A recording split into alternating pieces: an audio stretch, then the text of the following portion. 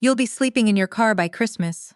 My stepfather said it so casually, refilling his wine glass, that for a second I thought I'd misheard him.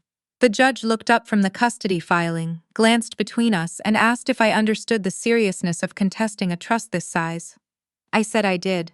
What nobody in that courtroom understood yet was that I was the one who'd been quietly funding the trust for 3 years. My name doesn't matter as much as what happened in that converted barn behind my mother's house in Asheville, North Carolina, the summer I turned 31. Before I get into it, tell me where you're listening from in the comments. And if you've ever had someone underestimate you because you kept your mouth shut, hit subscribe, because this one's for you. I grew up the quiet one. My older brother got the trophies, the toasts, the framed photos on the mantle. I got the spare bedroom and the unspoken rule that I should be grateful for whatever was left over. When our father died, I was 19, and within 2 years my mother had remarried a man named Foster Langley, a real estate developer, with a laugh that filled a room and a way of looking at me like I was an expense he hadn't budgeted for. Foster had one biological son, my stepbrother, who I'll call by what everyone called him, Golden Boy. His real name was Reed, but nobody used it much, because Golden Boy fit better. Reed played lacrosse at Wake Forest, drove a car our parents bought him freshman year, and never once, in 14 years of being my stepbrother, asked me a single question about my life that wasn't a setup for a joke at my expense. I left for college at 22 with $4,000 in savings, and a degree in finance. I'd worked 2 jobs to pay for myself. Nobody in that house offered to help. Foster made it very clear, more than once, over dinners where I sat at the end of the table like a guest who'd overstayed her welcome, that family money was for family, and apparently 14 years of living under his roof didn't make me family enough. So I built something on my own. I won't bore you with the early years, the studio apartment in Charlotte with the broken radiator, the entry-level analyst job at a regional investment firm, the nights I ate ramen and read prospectuses until 2 in the morning because I refused to call home and ask for anything. By 26, I'd moved into private equity. By 29, I was running a small fund of my own, mostly real estate-backed debt, the kind of unglamorous lending nobody writes magazine profiles about, but that quietly makes money work. I didn't tell my family much about any of it, partly because they never asked, and partly because I'd learned early that anything I built, Foster found a way to make smaller. When I made associate at 24, he asked if that was like a manager, or more like an assistant manager. When I told my mother I'd started my own fund, she repeated it back to Foster at dinner, and he laughed and said, "Good for her," playing investor, then turned around and asked Reed about his golf handicap. I let it go. I always let it go. That was who I'd become in that house, the daughter who absorbed things and didn't make waves, because making waves had never once worked in my favor. Everything changed the year my mother got sick. It started as fatigue she blamed on her age, then turned into something with a name I won't put in this story out of respect for her privacy, but the kind of diagnosis that rearranges a family's priorities overnight. Foster, to his credit, paid for the best specialists money could buy. But somewhere in the 18 months of treatments and second opinions and hospital parking garages, Foster's development business hit a wall. A commercial project in Hendersonville went sideways. Permits got delayed, a contractor walked off the job mid-build, and the construction loan he'd taken out came due faster than the project could pay it back. I didn't know any of this at the time. I found out the way I found out most things about my family, secondhand, through my mother, who called me crying one night not about her own illness, but about Foster pacing the kitchen at 2 in the morning, talking about losing the house. The house was Briar Hollow, the property Foster had built 15 years earlier, the one with the wraparound porch and the barn he'd converted into a guest house, where I'd stayed exactly twice in 14 years, because I was never quite invited the way Reed was. It wasn't just a house. It was collateral. Foster had cross-collateralized the Hendersonville project against Briar Hollow itself, a decision his own lawyer apparently told him was reckless, and now the lender was circling. I want to be honest with you. My first instinct wasn't generosity. My first instinct was something closer to relief, the ugly kind you're not supposed to admit to. Some small, tired part of me thought, maybe now he'll understand what it feels like to not have a safety net. But then my mother called again, and this time, she wasn't talking about Foster. She was talking about where she'd live if the house went into foreclosure during her treatment. She was talking about chemotherapy schedules and moving boxes in the same breath. And I realized I wasn't actually angry at her. I'd never been angry at her. She'd just married a man who made her invisible the same way he tried to make me invisible, and now she was the one who'd lose her home over his mistake. So I did something I never told anyone in my family I was capable of doing. I bought the debt. It's a strange corner of finance, distressed debt acquisition, but it's exactly what it sounds like.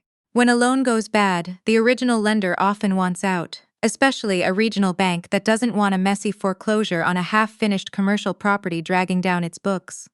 I had relationships from years in the industry. I made some calls. Through a holding company that didn't carry my name anywhere visible, I purchased both the Hendersonville construction loan and, 6 weeks later, the mortgage note on Briar Hollow itself, which Foster had refinanced 2 years earlier through a private lender who was more than happy to sell off a non-performing asset at a discount. I didn't do it to take the house from him. I did it because I knew, the way you know things about people you've spent your whole life studying from a distance, that Foster would rather lose everything to a stranger than admit to me that he needed help. If I'd offered him money directly, he would have refused out of pride and let my mother lose her home anyway. So I removed his ability to refuse. I became the bank. For nearly 3 years, nobody knew. I restructured both loans through my holding company at rates that were, frankly, generous. Generous enough that Foster's business survived. Generous enough that Briar Hollow never went to auction. My mother got her treatment in peace. Reed finished business school without knowing his tuition was being indirectly subsidized by interest rate concessions his stepsister had quietly arranged.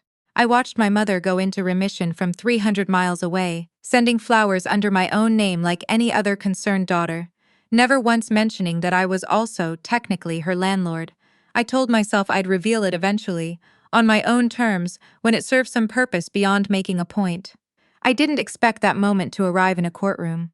It started with my mother's will, or rather, with Foster's decision to revise the family trust while she was still very much alive, in a move his estate attorney would later admit, under oath, he'd advised against.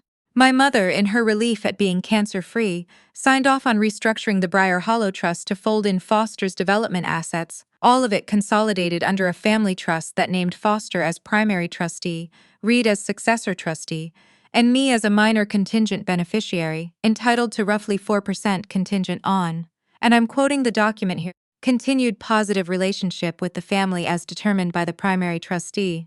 I only found out because my mother sent me a copy, almost apologetically, saying Foster had handled all the legal details, and she hadn't really read it closely, she'd just trusted him. 4%, contingent on Foster's personal approval of my behavior, after 3 years of quietly carrying his mortgage. I want to tell you I confronted him immediately, but that's not what happened.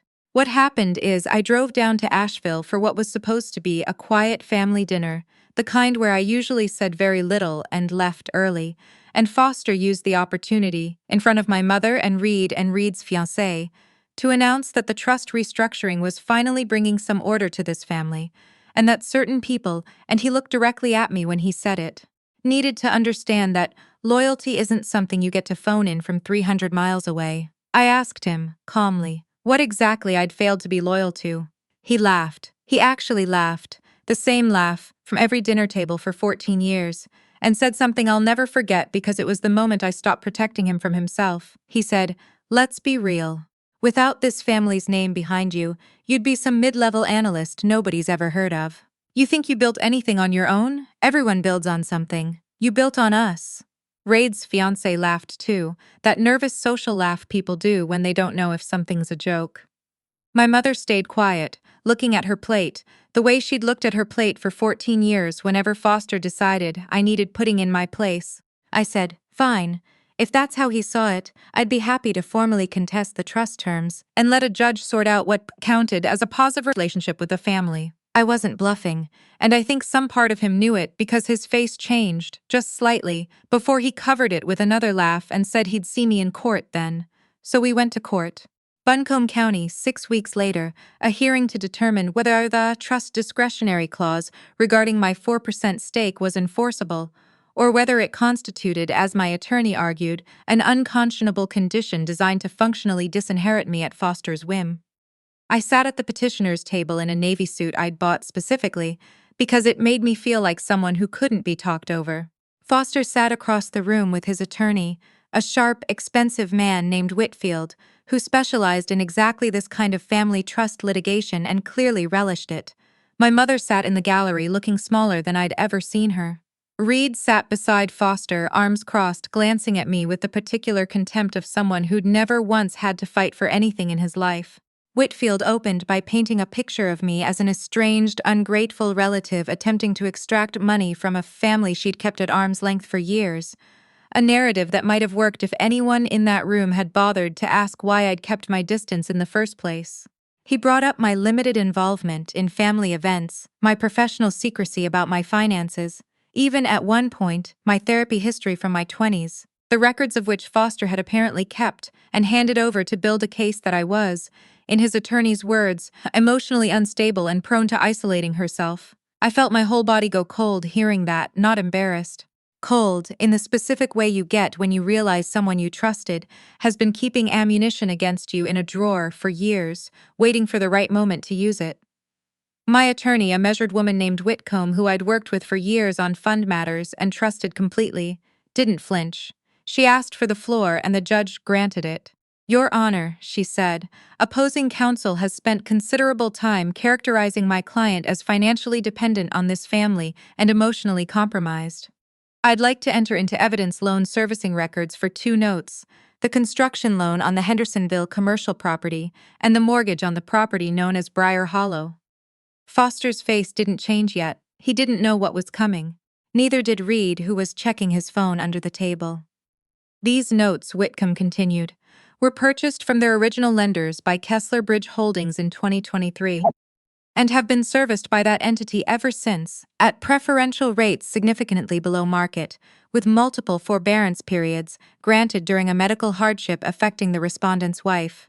I'd like the court to note that Kessler Bridge Holdings is wholly owned by my client." The room went very quiet. Whitfield actually stood up, said something about relevance, and the judge overruled him with the particular patience of someone who'd clearly already read the filings and was waiting for this exact moment. "So they really don't know?" the judge asked, looking between Foster and his attorney. Whitfield turned to Foster. "Know what?" Foster's face had gone the color of old paper.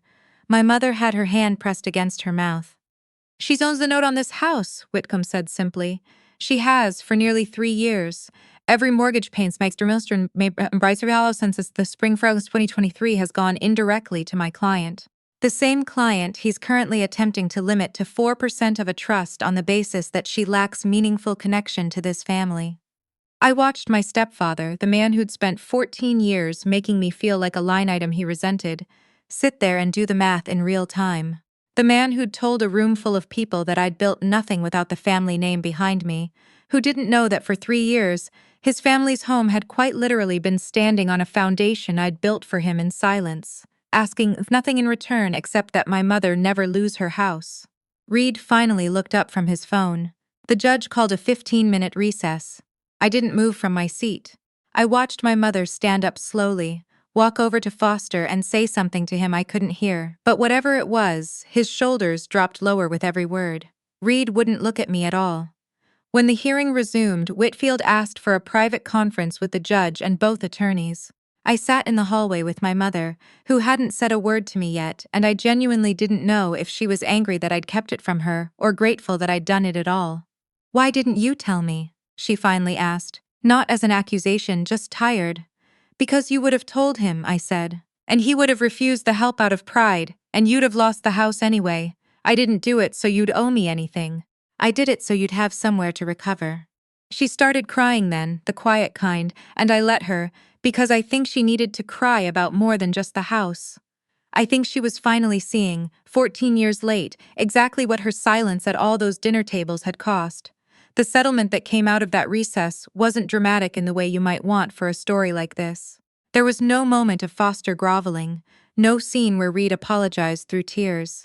Foster's attorney, faced with the reality that pursuing the case further would mean litigating against the very person holding his client's mortgage, recommended an immediate revision to the trust terms. My 4% contingent stake became an unconditional 28%. Equal to Reed's with the positive relationship shut clause struck entirely. Foster also agreed, separately, to refinance Briar Hollow through a conventional lender within 12 months so that I would no longer be financially entangled with a family that had spent over a decade treating my presence as conditional. I didn't ask for that last part. I think, in his own broken way, it was the closest thing to an apology Foster Langley was capable of giving, an admission that he didn't want to owe me anything anymore. Because owing me meant acknowledging what I'd actually done. We left the courthouse separately. My mother hugged me in the parking lot for a long time, longer than she'd hugged me in years, and told me she was proud of me in a voice that cracked halfway through the sentence. Foster walked to his car without looking at me. Reed caught up to me near my car, hands in his pockets, and said quietly that he hadn't known any of it, and that he was sorry he'd never asked me a real question in 14 years. I told him it wasn't too late to start. I drove back to Charlotte that night with the windows down, even though it was October and too cold for it, just because I wanted to feel something other than the tightness that had been sitting in my chest since that dinner table. I didn't feel triumphant, not in the way I think I expected to. I felt something quieter than that. Something closer to relief, the good kind this time, the kind that comes from finally being seen for who you actually are, instead of who someone decided you'd be when you were 19 and grieving and easy to overlook. My mother's been to visit me twice since then. Here in Charlotte, in the condo I bought with money nobody in that family helped me earn. Foster and I speak maybe twice a year, polite, brief, the way you talk to someone you've made peace with without ever quite forgiving. Reed texts me sometimes now actual questions about funds and markets, and once, hesitantly, about whether I'd be willing to look over a business plan he was working on. I said yes. I think about that dinner table sometimes, the laugh, the line about building on something other than myself. He wasn't entirely wrong, I suppose. I did build on something. I built on every quiet, overlooked year of being told I didn't matter as much as the golden child across the table, and I turned all of it into the one thing nobody in that family could ever take credit for. They just didn't know it until a judge made them look.